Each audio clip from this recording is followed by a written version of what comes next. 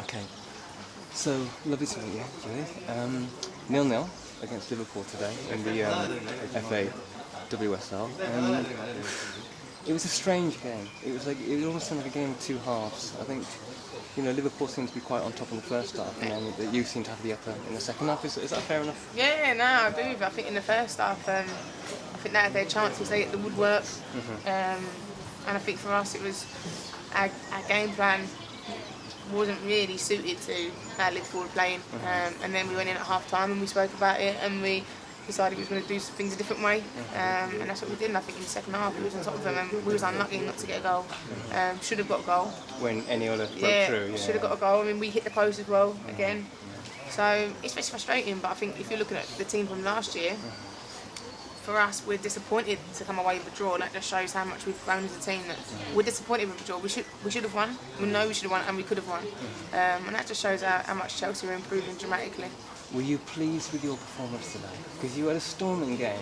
First half, you played really well. You were cancelling out Natasha Dowie quite a lot. Yeah, I've played against Tash now for a few years, so I know how she likes to play, and I know her game. And even though I get nervous before the game playing against her and against obviously Liverpool, but once I get into it, I'm fine, and I know then obviously what she wants to do. And I think I grew as the game went on. Again, it's taken me a while at the moment to get into games, but I think I'm that's where. If you think about 2 weeks ago, I hadn't played a football match for 5 months because of injury, so I'm still getting my match fitness back, and it's coming a little bit quicker every week we play. So I think as the game went on, I got better. Some of the things I could have done a little bit better, some of the mistakes I made, I could have tidied up a little bit easier. But obviously that will come with the more I play, the more hopefully I'll be fresher. Do you think the weather played a part?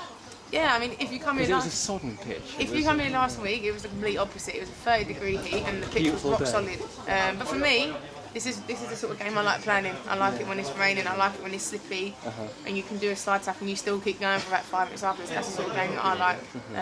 So for me, I think this is perfect football weather today. I'm not so keen on the hot weather, apart from the tan you get. But yeah, like the pitch is obviously it's heavy in certain areas, especially in the goal areas. It's really boggy. But I think we dealt with the pitch. I don't think it was a problem for us, and I think if you use it as an excuse, then you're taking away from the footballing side of things today. So you just got to deal with them situations. You can't change the weather, you can't control it, and you can't control the pitch either. So you have to deal with it, and I think we've done well. It's been an interesting few months for you. If you don't mind me asking, was it a tough decision leaving Arsenal?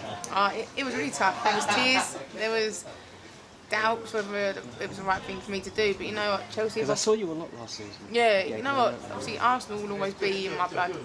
Being there 10 years, it's practically like a family for me. Millwall was in the blood. Millwall as well, yeah. Always a Millwall girl, but. See, I've been doing my homework. Yeah, but you know what I had to do for me to Was it a tough choice though? It was tough, but I think when you're looking at it, this is my job now. This is what I do 7 days a week.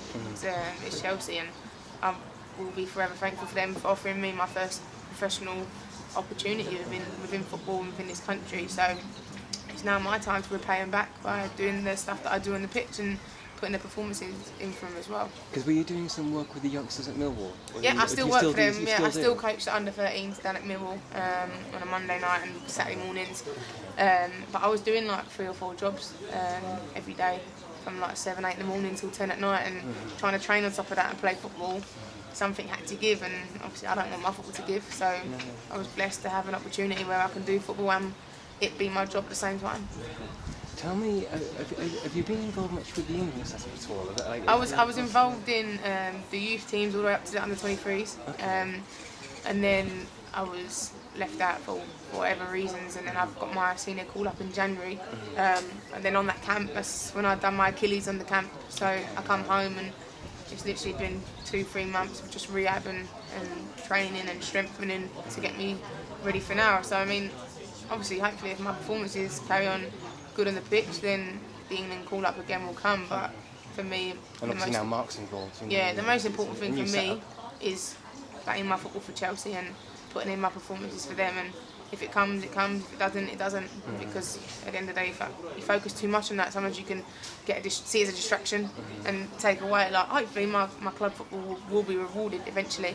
But for me, my focus is doing things right with Chelsea this year and getting Chelsea into positions and where they've never been in before. Hopefully in the league and within cups as well. Just as this is the first time you've come on to my little show, Yeah. and hopefully many more to come. Yeah. I really hope so. You can see my style's very relaxed. I asked this to all my guests, and how do you feel? Because it seems to me that you're very involved in behind the scenes in women's football, as well as on the pitch. Yeah. How do you feel the game has been progressing in recent times, and how do you see the future of this game? Is it on the up and up? Is it? Do you know what? When I first got into Arsenal, it was literally Arsenal won every game. There was no challenges. Arsenal won literally everything. And as it's gone on in my time there, it got a lot harder. Every season, it got one step harder. And this year, I said it before and I say it again, that I don't think you can put anyone as favourite to win this league. Not just looking at today, Bristol won and beat Man City 2-0. Well, I think, to be honest with you, that was because they all had a bunch of stars thrown in. Yeah, but the thing is, it was all the hype of. It's been all the hype all before this league kicked off about Man City being it. No one's mentioned Chelsea, and you know what? That's what we like. We like to be quiet. We get on with it, and we do our talking and our performances on the pitch. And it can only benefit our league more, being stronger and more players being spread around, and there being competition. And you know what, you want the youth players. That's what I say to my 13s, is that you want them to aspire to play in this league, and you want to be promoting our youth players coming through. And you can see that now in Chelsea, like Hannah Blundell come through the youth system. Starting at left back, you've got on our bench, you've got like Millie Farrow, Rosella, Jodie, Anna. They've all come through the youth system, so that's credit to Chelsea. Is that Emma's not afraid to put youngsters on, and you know what, youngsters have to learn some way. And if my 13s and other youth teams players can see youngsters playing, it just gives them hope. How does one get involved with that? Sell it in the Millwall setup. Yeah. How does one get involved with that? Is there sort of like a website people can go to, or is there someone who To coach? Yeah, to get involved. Say there's any youngsters who are watching this now.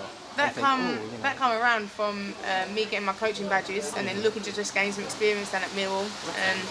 I worked voluntary for a year with Arsenal under 10s, and then went to Millwall and was assistant coach and went to head coach. So there's opportunities out there for people. You just have to get your badges, and you just have to be motivated and willing to maybe put some hours in where you're not going to get paid for it, and eventually be in a position where you'll be a head coach or you'll be coaching youngsters who look up to you. Optimistic for this season? Yeah, I am. I mean, you know what, for me, it's just taking it game by game. And you know what, one of my targets and I know the teams, is to concede less goals than what they did last year. Chelsea leaked an awful lot of goals. They started well. Yeah, obviously you were at Arsenal, but it started really well. Yeah, they leaked an awful lot, and you know they scored a lot of goals, but it was the other end. So you know what, for us, we've had 3 clean sheets coming into the season so far, and for us, it's me bringing that mentality over from Arsenal of not even those shots on target, let alone having any goals against us. You know what, we're installing that mentality with us, and for me, that's obviously our target as a defensive and a defensive unit, is to not concede some goals. So we're doing well. We're just going to take it game by game, though. I think see where we end up at the end of the season. Well, listen, thanks for coming on. Wicked, no worries. I'm sure my style was a lot different to the terrestrial No, TV. it's good. It's good. Wicked. Okay, lovely to meet you. And you. Cheers for that. All right, thank you.